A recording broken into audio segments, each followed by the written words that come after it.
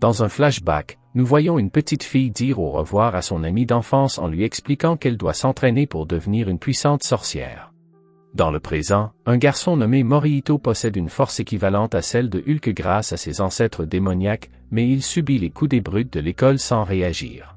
Morihito est un bon garçon et son poing à pleine puissance pourrait détruire un char d'assaut.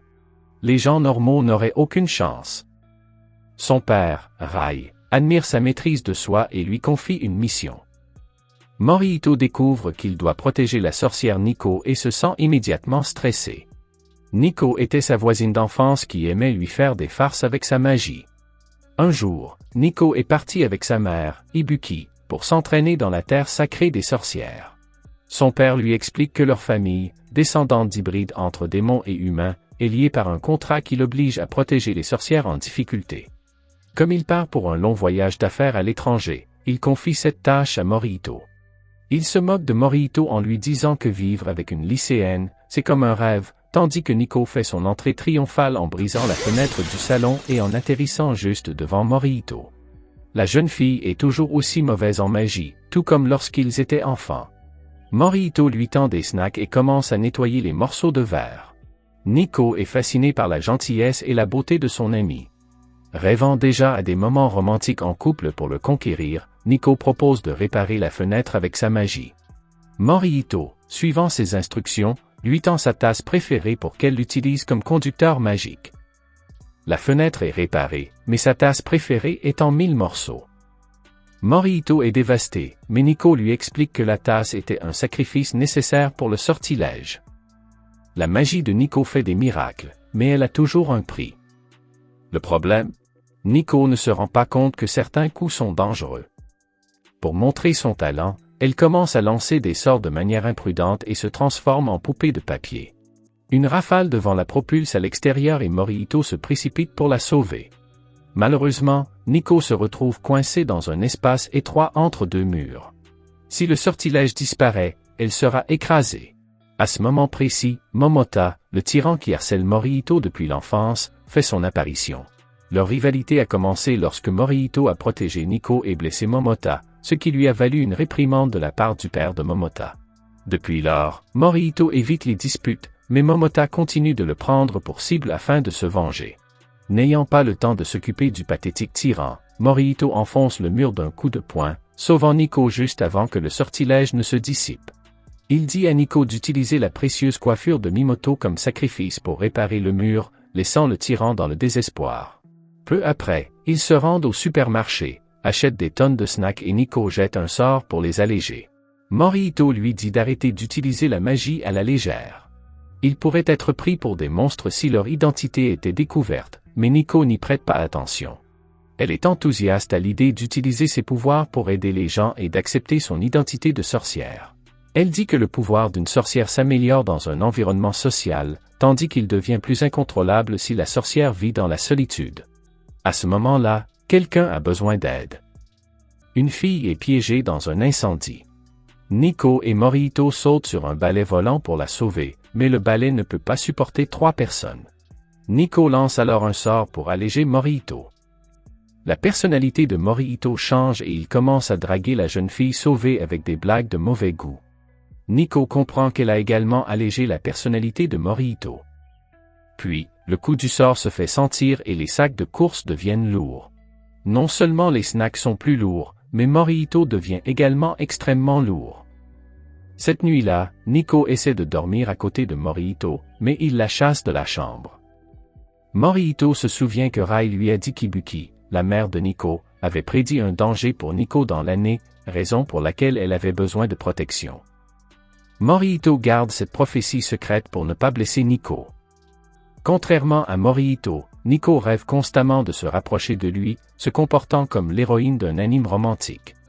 Lorsque la nouvelle année scolaire commence, Nico voit tous les jeunes couples et se plonge encore plus dans ses fantasmes amoureux. Morihito lui dit qu'il a quelque chose à lui dire et le cœur de Nico bat la chamade, s'attendant à une déclaration. Au lieu de cela, il lui dit seulement de cacher son identité de sorcière et d'éviter d'utiliser la magie. Leur professeur, Yuri, est une nerd obsédée par les mangas. Craignant que son hobby ne la fasse paraître immature, elle dit à la classe que son centre d'intérêt est la danse. Nico remarque que la gomme de Morihito est minuscule alors qu'il note des informations sur ses camarades de classe. Pour l'aider, elle essaie de lancer un sort de croissance, mais elle touche accidentellement les cheveux de Morihito. Yuri remarque la nouvelle coiffure sauvage de Morihito et pense qu'il est devenu un fanatique de Hunter x Hunter. Nico essaie d'annuler le sort, mais elle touche à nouveau la tête de Morihito. Yuri, qui assiste à la scène, panique, se demandant si son obsession pour les mangas lui cause des hallucinations.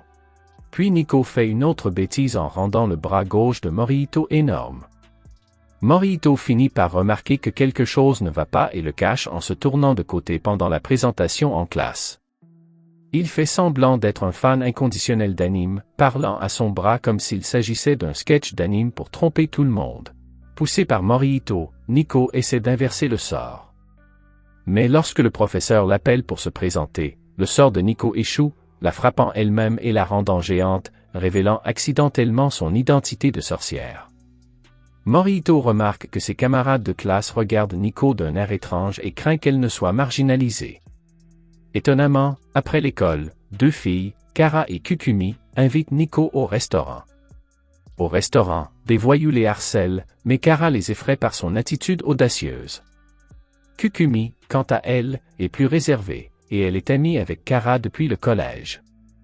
Kara est une personne sociable et elle interroge Nico et Morihito sur leur relation. Quand elle découvre qu'ils sont colocataires, son esprit imagine des scénarios coquins. À proximité, Morihito surveille Nico. Quand il voit les voyous s'en prendre aux filles, il les met KO d'un seul coup. Personne ne peut gâcher les moments de bonheur de Nico. Les jeunes d'aujourd'hui sont à l'aise avec le surnaturel et Kara supplie Nico de montrer sa magie. Yuri entre dans la classe et trouve les élèves assis au plafond, défiant la gravité. Dans le cours suivant, Yuri organise un jeu, mais avec Nico dans les parages, cela va être tout sauf normal. À l'intérieur de la barrière magique de Nico, les élèves flottent librement. Certains font une sieste en plein air. D'autres imitent les poses de vol de Dragon Ball. Les autres classes et Yuri sont jaloux. Aujourd'hui est une journée difficile pour Morihito. Enfant, son héritage démoniaque lui a valu d'être rejeté par les autres, alors depuis, il l'a toujours caché. Contrairement à l'approche prudente de Morihito, Nico est fier de son identité de sorcière. Peu après, les ennuis commencent. Une camionnette de livraison influencée par la barrière de Nico se met à flotter.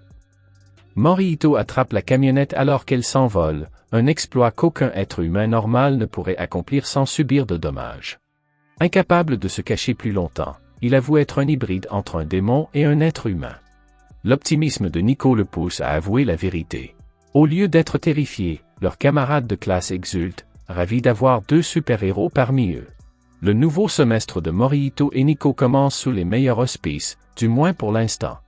Si vous voulez découvrir si Morihito sauvera Nico de ses propres désastres, commentez avec le pouvoir magique que vous aimeriez avoir.